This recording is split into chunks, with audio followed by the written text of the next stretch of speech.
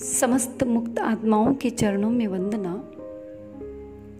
परम पूज्य प्रातः स्मरणीय चारों दादा गुरुदेव श्री के चरणों में भाव भरी वंदना। परम पूज्य वर्तमान खरतर गजाधिपति आचार्य भगवंत श्री जिनमणि प्रभ सुरेश्वर जी महाराज साहब के चरणों में वंदना। जिनके पद चिन्हों पर चलकर पढ़ना लिखना सीखी हूँ, जिनके पद चिन्हों पर चलकर पढ़ना लिखना सीखी हूँ, जिनके पद चिन्हों पर चलकर संयम पालना सीखी हूँ, जिनके पद चिन्हों पर चलकर संयम पालना सीखी हूँ, जिनके पद चिन्हों पर चलकर वाणी का संयम सीखी हूँ, जिनके पद चिन्हों पर चलकर बड़े काम हो जाते हैं, जिनके पद चिन्हों पर चलकर बड़े काम हो जाते हैं, उनके पद चिन्हों की रच को मस्तक पर आज लगाती हूँ, उनके पद चिन्हों की रच को मस्तक पर आज लगाती हूँ, उनके पद चिन्हों में आज मैं सत सत शीस झुकाती हूँ, सत सत शीस झुकाती हूँ।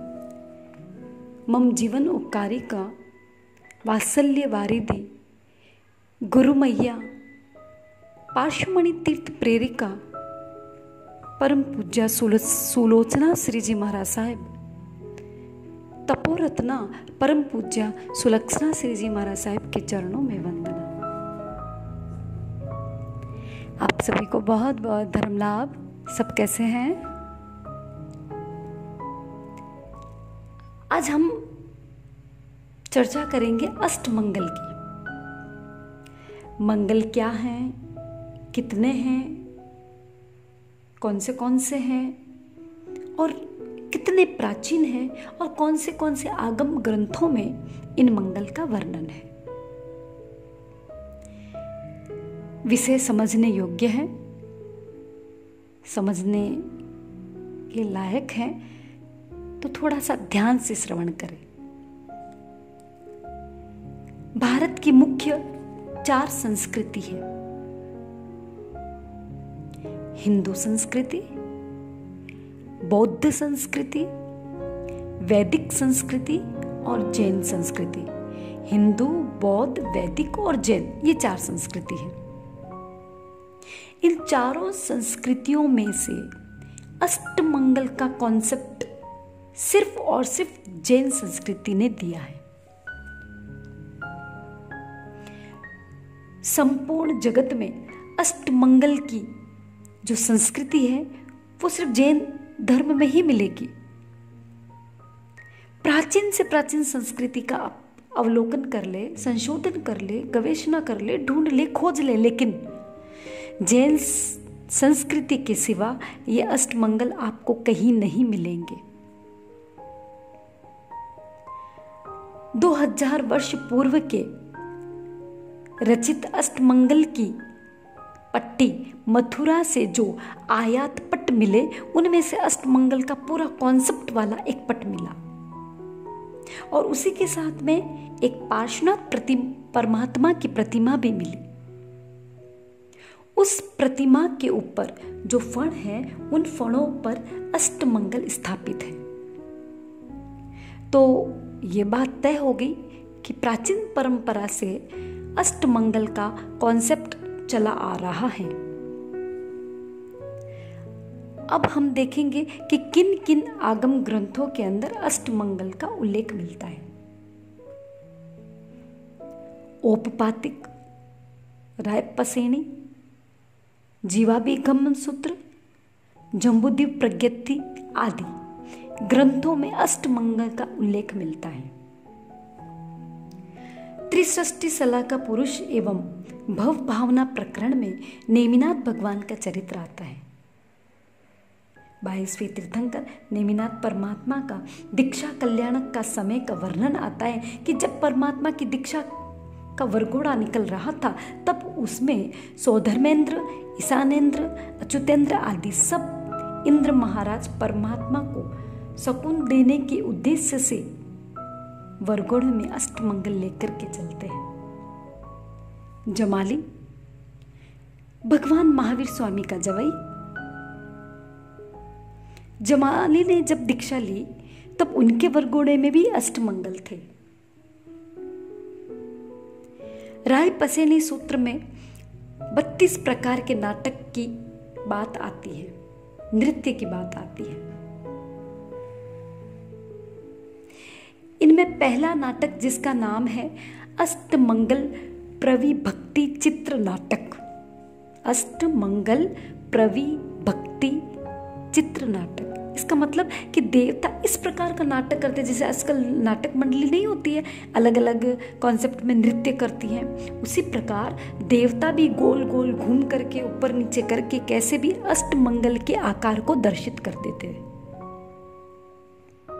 दूसरी बात, जब तीर्थंकर परमात्मा को इंद्र मेरु पर्वत पर ले जाकर के नमन करवाते हैं, उसके बाद उनके देह को अंगलूछने से पहुंचकर चंदन आदि सुगंधित पदार्थों से विलेपन करने के बाद परमात्मा के सन्मुख सोने चांदी के अक्षत से, मोतियों से अष्टमंगल की रचना करते हैं। अभी तो ये चीज बहुत कम श्रावक और श्राविका वर्ग में देखने को मिलती है कि वो अष्टमंगल अक्षत के द्वारा आलेखित करते हैं। क्यों? क्योंकि किसी के पास समय ही नहीं है और नहीं ज्ञान है। वर्तमान में जैसे जिन मंदिर में सिद्ध चक्र जी के घट्टा जी स्थापित होते हैं, उन्हीं के साथ अष्टमंगल भी स्थापित होने लगे हैं। लेकिन ध्यान देने वाली बात यह है कि अष्टमंगल की पूजा नहीं होती, अष्टमंगल सिर्फ दर्शन के लिए रखे जाते हैं। आप लोग तो ये गलती नहीं करते ना, पूजा नहीं करते ना अष्टमंगल की करते हैं। यदि करते हैं तो आज के बाद ध्यान रखें, इसकी पूजा नहीं होती, ये सिर्फ दर्शन के लिए रखे जाते हैं। आगम में ये बात भी आती है कि देवलोक के शाश्वत जिनालय के मुख्य द्वार पर अष्टमंगल की रचना होती है, और देवताओं के जो विमान है और जो विमानों के अंदर जो तोरण है, उन तोरण में भी अष्टमंगल की आकृतियां होती हैं। बड़ी शांति में एक श्लोक आता है, नृत्यम ते नृत्यम मणि पुष्प वर्षम सृजन्ति गायन्ति च मंगलानि। यानी श्रावक श्राविका वर्ग जिनेश्वर की स्नात्र क्रिया प्रसंग पर विविध प्रकार के नृत्य करते हैं, रत्न और पुष्पों की वर्षा करते हैं और अष्टमंगल का आलेखन करते हैं। अब हम जानेंगे मंगल क्या है। माम गाल यति इति मंगलः, जो अनिष्ट अशुभ का समापन करता है वो मंगल है। मंगलाति इति मंगलः, जो इष्ट श्रेयस और शुभ को लाता है वो मंगल है। मंगल यानी जिसके द्वारा हमारे संपूर्ण विघ्न नष्ट हो जाते हैं। मंगल यानी जिसके द्वारा हमारे कार्य की सिद्धि होती है। आपको पता है अष्टमंगल के दर्शन से कौन से कर्म का नाश होता है? नहीं पता ना? अष्टमंगल के दर्शन से अंतराय कर्म का नाश होता है। शास्त्रों में लिखा है, पासा इया वेसनिज्जा अभिरुआ पड़िरुआ। क्या लिखा? पासा इया वेसनिज्जा अभिरुआ पड़िरुआ। मतलब अष्टमंगल के दर्शन करो और चित्त की प्रसन्नता को प्राप्त करो, मन की प्रसन्नता को प्राप्त करो। मन की इच्छाओं को पूर्ण करने के लिए अष्टमंगल के दर्शन करते हैं। इन अष्टमांगलिक आकृतियों के दर्शन से आदि व्याधि और उपाधि जो संसार परिभ्रमण के वृद्धि के कारण है, उनसे हमें मुक्ति मिलती है और इनके दर्शन से पॉजिटिव एनर्जी लेवल ग्रोथ करने लगता है। हमारे मन में दूसरों के प्रति नेगेटिविटी, दुर्भावना, दुर्विचार, ये जो हानिकारक भाव है, इन भावों को ये मंगल हमारे भीतर प्रवेश नहीं करने देता, इनसे हमें बचा करके रखता है। ये मंगल मन को सहजता, सरलता, समृद्धि तथा समाधि की ओर अग्रसर करवाते हैं। भीतर में धर्म की भावना को प्रबल करते हैं। अच्छा, मंगल कितने होते हैं? सबको पता है, अष्ट। अष्ट शब्द ये सूचित करता है कि मंगल 8 होते हैं। किस किस को नाम पता है? नाम पता है किसी को? 2-4 है ना, मैं पूरे नाम बताती हूँ। पहला मंगल स्वस्तिक, दूसरा मंगल श्रीवत्स, तीसरा मंगल नंदावर्त, चौथा मंगल वर्धमानक, पांचवा मंगल भद्रासन, छठा मंगल पूर्ण कलश, सातवां मंगल मीन युगल और 8वां मंगल दर्पण। सबसे पहले हम स्वस्तिक के बारे में समझेंगे।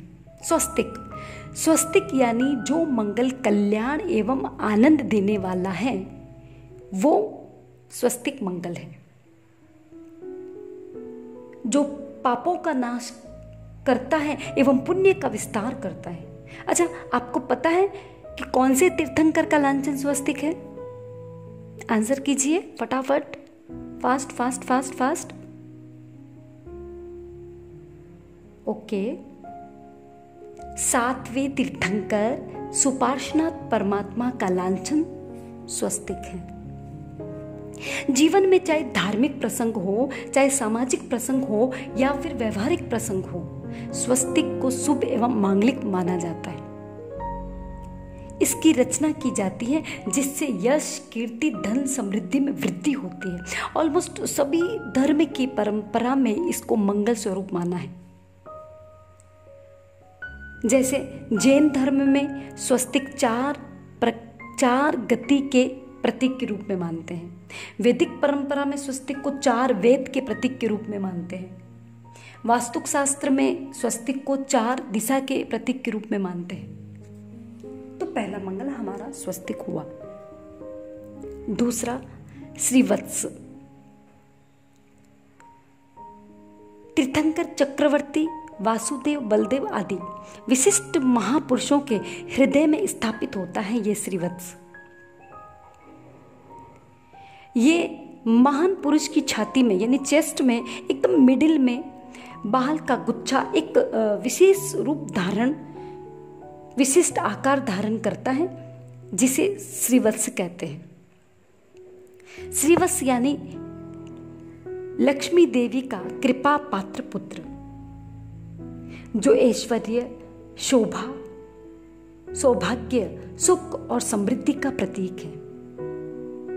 श्रीवत्स का प्राचीन स्वरूप और वर्तमान के श्रीवत्स के स्वरूप में बिल्कुल भिन्न है। मतलब पुराना श्रीवत्स का स्वरूप और अभी वर्तमान के श्रीवत्स के स्वरूप में बहुत भिन्नता है। लगभग 2000 वर्ष प्राचीन मथुरा के आसपास से प्राप्त जिन प्रतिमाओं में ऐसे ही श्रीवत्स देखा जाता है और न्यू प्रतिमा में स्थित श्रीवत्स तो आप रोज देखते ही हैं। तो इन दोनों स्वरूप में श्रीवत्स की रचना कर सकते हैं। श्रीवत्स दोनों स्वरूप में मान्य है। अच्छा, बताइए कि श्रीवत्स कौन से तीर्थंकर का लांछन है? बोलिए। ओके, 10वें शीतलनाथ भगवान का चिन्ह श्रीवत्स है। तीसरा मंगल नंद्यावर्त। अच्छा, सबसे पहले यही बता दीजिए ये कौन से तीर्थंकर का लांछन है? फास्ट, एकदम फास्ट। पता है किसी को? नहीं तो सुनो, 18वें अरनाथ भगवान का लांछन नंद्यावर्त है। जैसे अभी लोक प्रचलित में अपभ्रंश भाषा में लोग इसे नंदावर्त भी कहते हैं। नंदी का अर्थ है आनंद, सुख और प्रसन्नता, और आवर्त का मतलब बार बार, जो हमें दुख, पीड़ा शोक के चक्र से बाहर निकालकर आनंद, सुख और प्रसन्नता प्रदान करता है, उसे नंद्यावर्त कहते हैं। ये असीम आनंददायक है। दूसरी बात, जब मंदिर में आप परमात्मा के सन्मुख गौली बनाते हैं, उसमें यदि आप नंदावर्त बनाते हैं तो आपको पता है कि जब भी आप मंदिर में नंदावर्त बनाते हैं आपको क्या लाभ मिलता है, क्या फल मिलता है? जब भी आप परमात्मा के सन्मुख नंद्यावर्त बनाते हैं आपको 3 उपवास का लाभ मिलता है, अठम का लाभ मिलता है। नंद्यावर्त का एक प्राचीन स्वरूप भी होता है। 2000 वर्ष पूर्व मथुरा आयात पट में दिखाया गया है कि जिसमें 4 बड़ी बड़ी मछली, मीन, इनके जो मुख है वो मुख चारों के चारों मछली के मुख बीच में इकट्ठे होते हैं। इस प्रकार का कुछ आकार का नंद्यावर्त पुराने जमाने में बनाया जाता था। और वर्तमान में नंद्यावर्त कैसा है वो तो आप सबको पता ही है, लेकिन दोनों रचना मान्य है।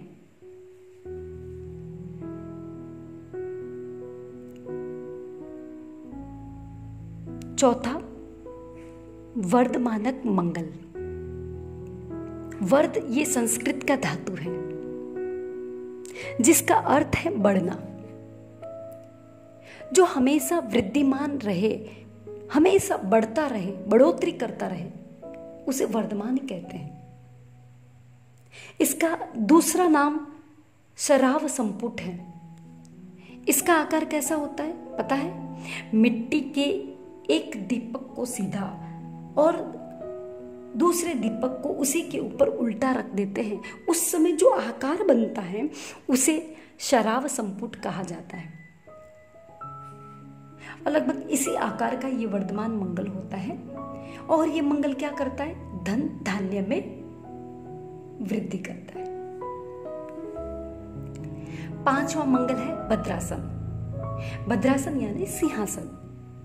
इस आसन पर बैठकर तीर्थंकर परमात्मा जिन वाणी श्रवण करवाते हैं, ये देवों द्वारा निर्मित रजत, स्वर्ण, रत्न और मोतियों से बना होता है। तीर्थंकर के अष्ट प्रातिहार्य में इस भद्रासन का भी उल्लेख आता है। इस सिंहासन पर परमात्मा सुखपूर्वक विराजते हैं। 6वां मंगल है पूर्ण कलश। ये कलश अखंड है, पूर्ण है। लगभग सभी परंपरा में इस घट को, कलश को मंगल स्वरूप मानते हैं। चक्रवर्ती की आत्मा माता की कुक्षी में आती है तब भी उनकी जननी को 14 स्वप्न आते हैं। ये सब बात तो आपको पता ही है, हर साल कल्पसूत्र में सुनते ही हैं आप। दोनों की माताओं को, यानी तीर्थंकर की माता और चक्रवर्ती की माता, दोनों को एक जैसे 14 स्वप्न आते हैं। तो आपको कैसे पता चलेगा कि माता की कुक्षी में तीर्थंकर का जीव है या चक्रवर्ती का? स्वाभाविक है ना, ये प्रश्न स्वाभाविक रूप से उठ सकता है कि ये प्रश्न के कैसे पता चलेगा, इनको भी 14 स्वप्न और इनको भी 14 स्वप्न, अब ये तीर्थंकर की का जीव है या चक्रवर्ती का जीव है? तो आगम शास्त्रों में कहा है कि तीर्थंकर की माता 14 स्वप्न जो देखती वो एकदम स्पष्ट देखती है, एकदम क्लियर, और चक्रवर्ती की माता जो 14 स्वप्न देखती है वो अस्पष्ट देखती है, यानी थोड़े धुंधुले होते हैं, उनकी क्लियरिटी डिम होती है, वो अस्पष्ट होते हैं, लेकिन स्वप्न हूबहू एक जैसे ही होते हैं। अच्छा चलो अब बताइए कि कौन से तीर्थंकर का लांछन कलश है?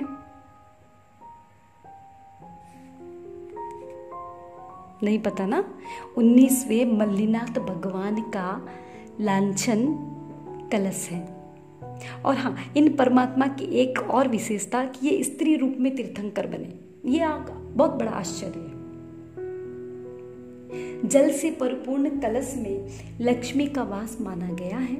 इसके ध्यान से, इसके दर्शन से शीतलता, पवित्रता, निर्मलता एवं शांति की प्राप्ति होती है। किसी अभिष्ट कार्य के लिए कलश को मंगल माना गया है।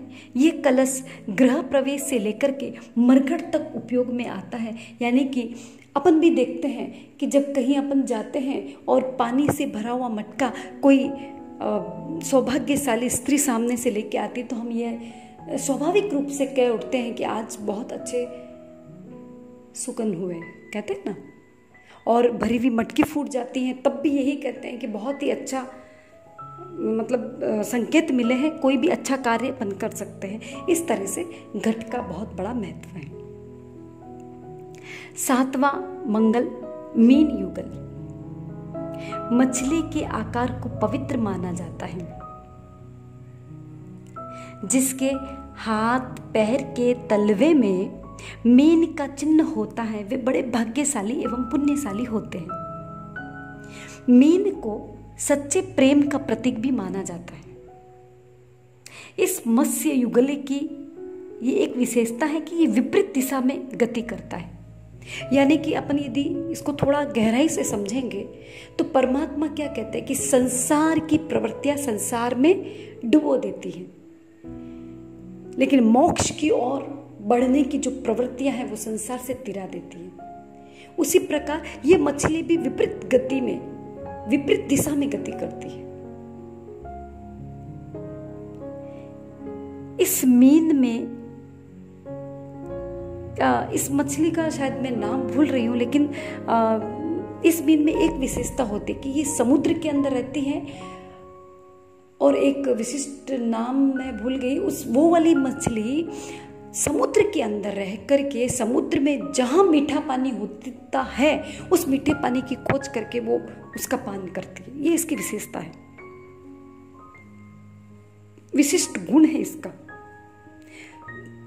आप जापान में मीन को प्रगति का प्रतीक मानते हैं। ज्योतिष शास्त्र भी यदि आपको थोड़ा बहुत ज्ञान हो तो आपको पता होगा कि राशिफल जब आप न्यूज़पेपर में देखते हैं तो राशि कितनी होती है, 12 होती है। उनमें से 12वीं राशि कौन सी है, मीन की है। विशिष्ट महापुरुष जैसे तीर्थंकर, चक्रवर्ती, वासुदेव आदि के हाथ एवं पाँव में 108 चिन्ह होते हैं। इनमें से एक चिन्ह मीन का भी होता है। एक बात और, जैसे घरों में, ऑफिस में लाफिंग बुद्धा, विंड चैन आदि रखते हैं ना, उसी प्रकार प्राचीन परंपरा में जैनों के घरों में मीन युगल की आकृति स्पेशल रूप से रखी जाती थी। उस समय ये मान्यता थी, ये आकृति घर में मंगल ही मंगल करती है, अमंगल का प्रवेश होने ही नहीं देती। चलो ठीक है, आज भी लगभग 75% जैनों के घर के मुख्य द्वार पर अष्टमंगल की पट्टी देखने को मिलती है, जो बहुत ही शुभ होती है और इसे लगाना भी चाहिए। 8वां और अंतिम मंगल दर्पण। ये अंतिम मंगल है। इसका शाब्दिक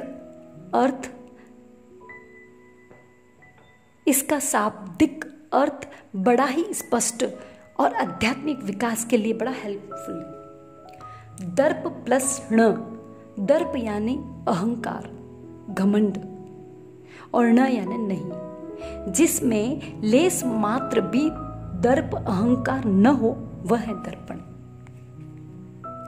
ये दर्पण अनासक्त भाव का पाठ भी पढ़ाता है। दर्पण में रोज कितने लोग अपना चेहरा देखते हैं, लेकिन दर्पण कभी भी उन चेहरों का संग्रह करके नहीं रखता।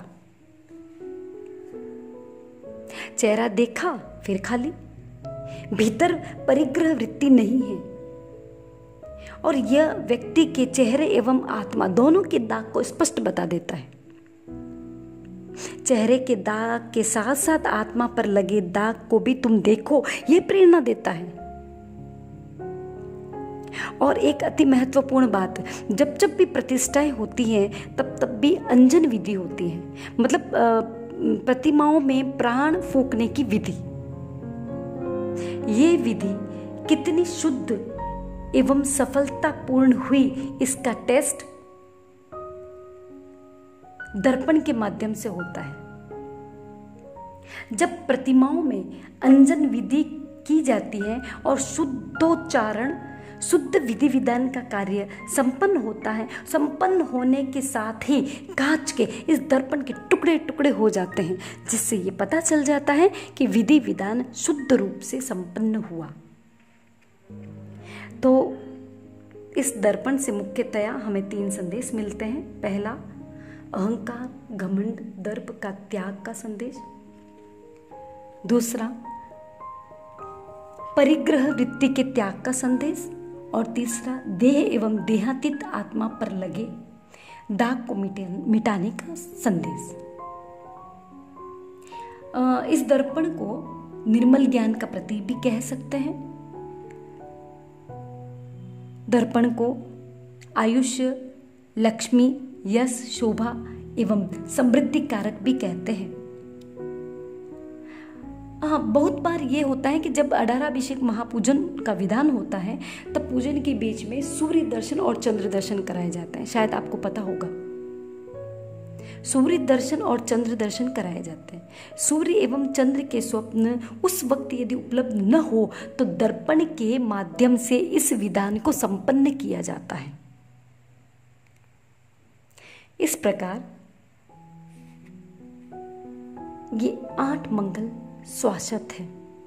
हकीकत में परंपरा एवं विधान तो यही कहती है कि रोज प्रभु के सन्मुख अक्षत से इन 8 मंगल की रचना करनी चाहिए। हालांकि काफी कम लोग मंगल को रोज आलेखन करते हैं। इसके बहुत सारे रीजन हो सकते हैं कि समय का अभाव हो, ज्ञान की प्राप्ति न हो, इसलिए नहीं करते हैं। लेकिन हाँ, अभी समय का अभाव होने से मैं स्पष्ट नहीं कर पाऊंगी, इसके रीजन नहीं बता पाऊंगी। लेकिन कुल मिलाकर अपन को इतना ही समझना है कि रोज परमात्मा के सन्मुख इनकी रचना करनी चाहिए, जिससे संघ समाज, घर परिवार, देश, राष्ट्र तथा विश्व में मंगल ही मंगल हो। आज एक संदेश देना चाहूंगी। आप जैन हैं, यह घर जैन परंपरा का पालन करने वाला है, जैन धर्म के अनुयायी का घर है, इसका स्पष्ट रूप से पता चले, इसके लिए घर के मुख्य द्वार पर अष्टमंगल की पट्टी अवश्य लगानी चाहिए। काफ़ी घरों में देखने को मिलती है, लेकिन काफ़ी घर अभी तक भी ऐसे हैं जो नहीं लगाते हैं। और मुझे इस बात की भी बहुत प्रसन्नता है कि जब भी प्रतिष्ठा इत्यादि का कार्यक्रम होता है तो संघ से ही अष्टमंगल का तोरण के रूप में हर घरों में भेजा जाता है कि आप इस प्रवेश द्वार पर लगाइए। बहुत अच्छी बात है, यदि लगाया हुआ है तब तो बहुत ही अच्छी बात है, लगी यदि नहीं है तो लगाना अवश्य चाहिए। इसके 3 महत्वपूर्ण कारण है। पहला, कोई भी किसी भी संप्रदाय के निगृंध साधु साध्वी जी भगवान जब गोचरी की गवेषणा के लिए निकलते हैं और गवेषणा करते करते जैसे उनकी नजर मुख्य द्वार पर पड़ती, ओहो अष्टमंगल की पट्टी, यानी कि अपने किसी जैन का घर है और वो आपके घर को पवित्र कर दे, चरण रस से पवित्र कर दे, पता नहीं कब आपका भाग्य का उदय आए और सुपात्र दान का अनायास आपको लाभ मिल जाए। और इस सुपात्र दान का इतना लाभ है कि यदि वहराते वक्त उत्कृष्ट भाव आ जाए तो सम्यक्त्व की प्राप्ति हो जाती है। और यहाँ तक कहते हैं कि साधु भगवंत को वहराते वहराते तीर्थंकर पद की भी प्राप्ति होने की संभावना है। दूसरा रीजन, यदि कोई साधर्मिक बाहर से आया हो, उसे किसी चीज की आवश्यकता हो, कोई जानकारी चाहिए, किसी को चौविहार करना हो, भोजनशाला कहाँ है, ऐसा पूछताछ करना, तो वो निसंकोच ये जैन परिवार का घर है क्योंकि अष्टमंगल की पट्टी लगी है, यहाँ मेरी समस्या का समाधान मिल जाएगा।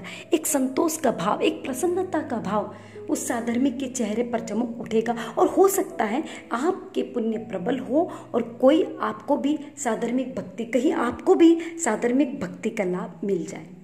तीसरा रीजन, ये अष्टमंगल की आकृतियां शुभ घड़िया में मुख्य द्वार पर स्थित कर देते हैं तो ये मंगल आपके घर में अमंगल का प्रवेश होने ही नहीं देंगे। द्वेष, वैमनस्य, विघटन, अशांति, परेशानियां, टेंशन एवं नेगेटिविटी को अंदर आने ही नहीं देंगे। नो एंट्री का बोर्ड है ये मंगल, अमंगल के लिए नो एंट्री, घर में प्रवेश नहीं कर सकते अमंगल। सो अष्टमंगल का पट घर के मुख्य द्वार पर अवश्य स्थापित करें। इन शाश्वत अष्टमंगल के ध्यान से जीवन में भी मंगल घटित होता है और जीवन भी मंगलमय बन जाता है। आज की प्रतियोगिता अष्टमंगल, अष्टकर्म और अष्ट प्रातिहार्य। तो अष्टमंगल को तो आज अपन ने समझा, और जब समय की अनुकूलता रहेगी तो अष्ट प्रतिहार्य और अष्ट कर्म के बारे में भी आपको थोड़ी जानकारी दी जाएगी। अभी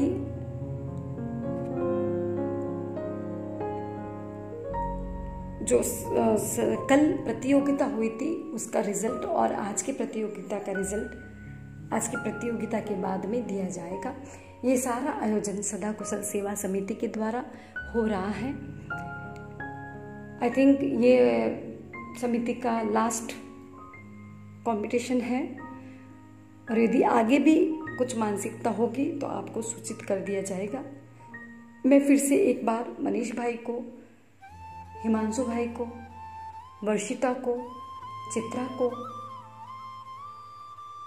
और सदा कुशल सेवा समिति के सभी मेंबर्स को और हमारे जितने भी शिविर के गर्ल्स एंड बॉयज़ हैं उन सभी को बहुत बहुत साधुवाद दूंगी कि आप बहुत ही मन से ये सारे क्लासेस, ये सारी कंपटीशन अटेंड किए हैं और बहुत ही मन से इस शिविर को सक्सेस करने में आपका बहुत बड़ा योगदान रहा।